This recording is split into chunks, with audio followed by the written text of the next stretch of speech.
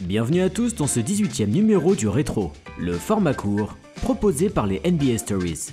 Ce mois-ci, le Rétro vous est présenté par RookieRepublic.fr, la boutique de référence des maillots vintage. N'hésitez pas à visiter Rookie Republic pour découvrir leurs nouveautés, comme les maillots de John Stockton de la saison 1996-1997 ou Jason Williams de la saison 2001-2002. Et pour faire plaisir à vous-même ou à vos proches, obtenez 10% de réduction en utilisant le code promo LERETRO10. Comme vous le savez sûrement, la NBA est une entreprise avant d'être une compétition sportive. Et comme toute entreprise qui se respecte, son but premier est de s'enrichir. Contrairement aux ligues sportives européennes, la NBA est une compétition fermée où les mêmes équipes se retrouvent chaque année. Cela permet de garantir la pérennité sur le long terme des franchises, mais surtout d'assurer une relative égalité des chances.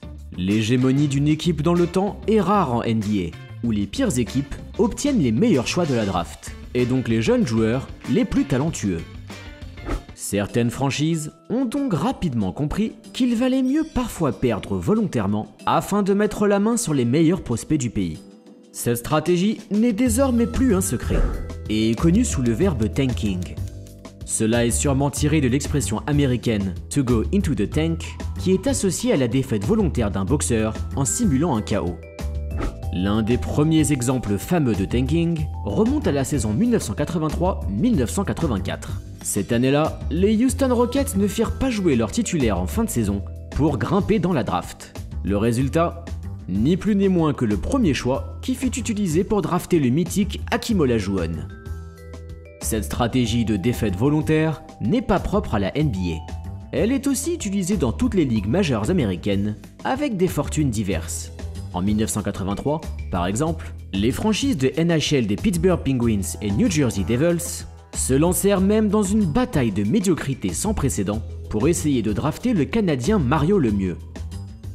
Malgré tout, tanker a toujours été mal perçu par l'opinion publique, et les équipes restèrent donc les plus discrètes possibles dans son utilisation.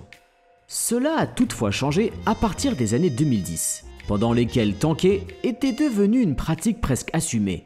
Un general manager anonyme de la NBA s'est ainsi exprimé à ESPN en 2013. Parfois, mon travail consiste à comprendre la valeur de la défaite. Je sais que cela semble fou, mais si vous êtes un general manager NBA comme moi, le dernier endroit où vous voulez être est dans le ventre mou. Il n'y a que deux résultats dans cette ligue. Soit vous participez aux playoffs, soit vous tentez de finir en bas du classement.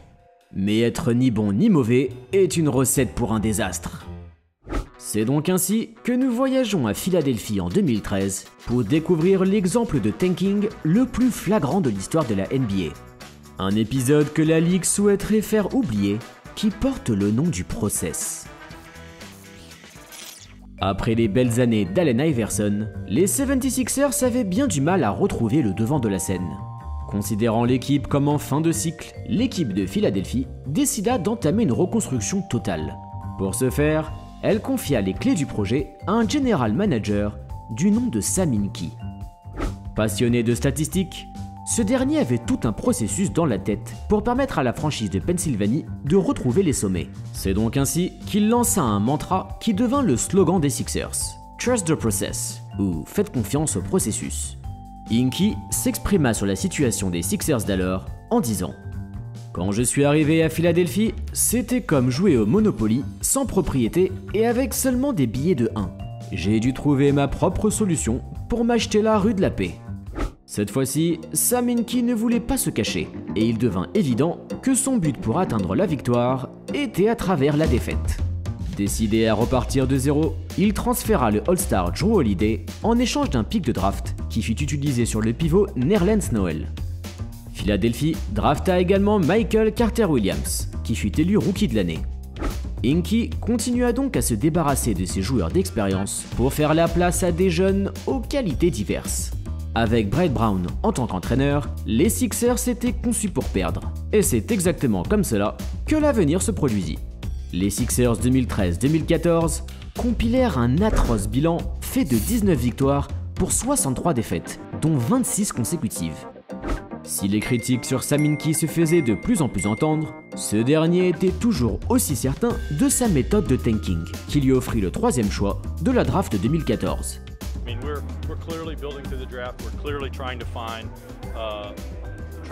star players that we can really move forward with.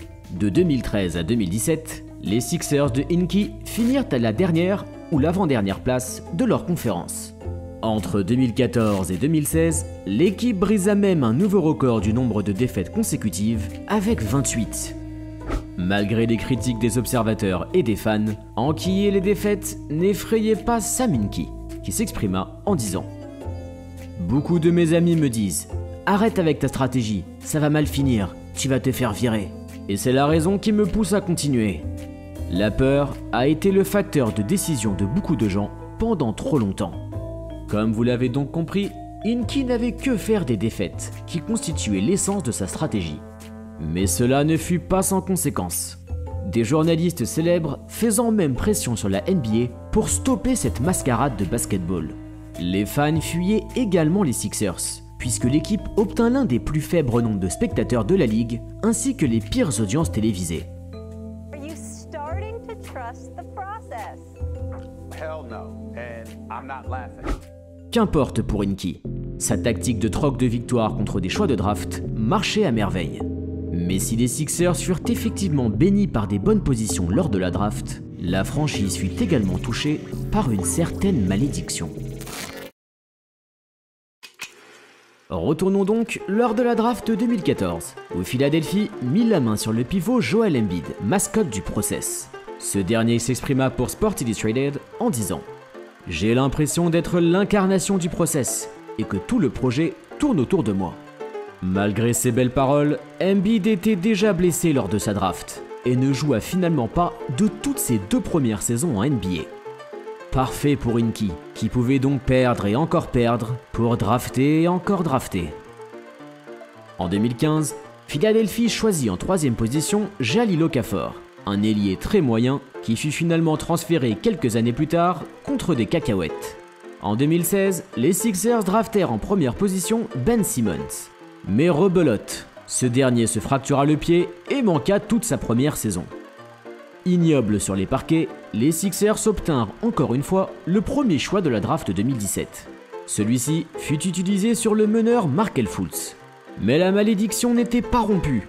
Ce dernier se blessa dès le début de son aventure en NBA et reste jusqu'à aujourd'hui une énigme pour beaucoup.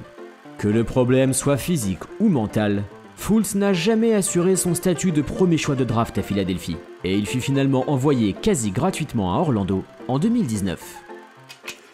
C'est finalement grâce à l'émergence tardive de Joel Embiid et Ben Simmons que les Sixers parvinrent enfin à sortir des bas-fonds de la conférence Est. Mais ce retour sur le devant de la scène s'est fait à travers des années ô combien compliquées pour les fans des Sixers. Conscient de l'empreinte négative laissée par le process, la NBA favorisa un nouveau système d'attribution des choix de draft, afin de dissuader les équipes de tanker à outrance. Les chiffres du mandat de Sam Hinkie sont affolants. De 2012 à 2017, les Sixers ont gagné 109 matchs pour 301 humiliantes défaites. En 2016, Philadelphie a même fini sa saison avec seulement 10 victoires, le 3e pire total de l'histoire de la NBA, devant les mêmes Sixers 1973 et les Charlotte Bobcats 2012. C'est finalement à la suite de l'abominable saison 2016 que Sam Hinkie présenta sa démission dans une lettre de 13 pages folle de complexité. Il écrivit notamment « Si vous voulez avoir un réel succès, vous devez très souvent être prêt à faire quelque chose de différent du troupeau. » Comble du destin, Hinkie quitta finalement ses fonctions à l'aube du renouveau des Sixers. La franchise de Pennsylvanie s'installa lors des saisons suivantes comme l'une des meilleures de la conférence Est. Pour beaucoup, la question se pose alors, est-ce que le process de Sam Hinkie fut un succès ? La plupart des observateurs s'accordent à dire que cette politique de reconstruction sur brûlis est finalement contre-productive.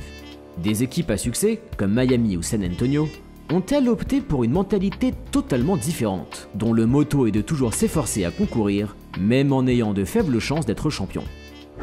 Quoi qu'il en soit, on ne peut que louer Hinkie pour s'être obstiné à croire en ses plans, malgré la pression et les critiques quotidiennes à son égard. L'écrivain Truman Capote disait que l'échec est l'épice qui donne sa saveur au succès. Nul doute qu'un titre prochain des Sixers ne manquera pas de goût. Malheureusement, ce ne sera pas pour cette année.